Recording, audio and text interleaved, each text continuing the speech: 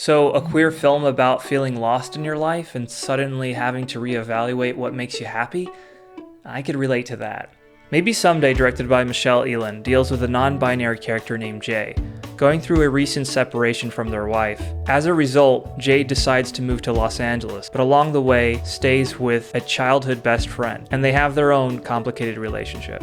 So, this film had been sitting on my watch list, and I was really surprised of how really sweet and tender this film really is. This film has these incredible emotional moments of humor and at the same time dealing with grief. What's really interesting about this movie is how it deals with various tonal shifts throughout the movie. For instance, this segment that becomes kind of like a buddy film where the main character Jay befriends this struggling stand-up gay comedian and played by Charlie Steers.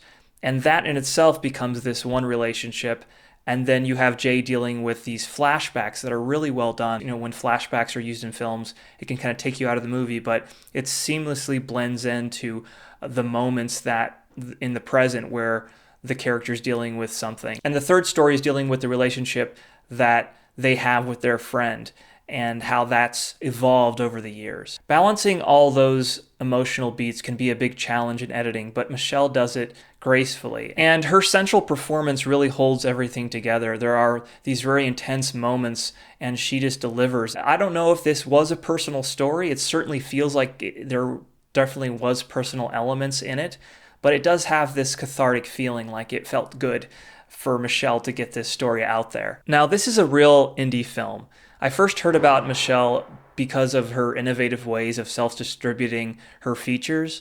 As a person who's made a queer feature film, I know how difficult that can be. Some of these films don't usually have all the bells and whistles and the technical, perfectness of these studio films. But what it does gain as a result is having these deeper emotional personal stories that these bigger films are too afraid or it's too risky for them to do. Even though it's dealing with these very heavy subject matters about grief and loss and starting your life completely over, there's an emotional levity and humor to it, and that makes everything easier to swallow.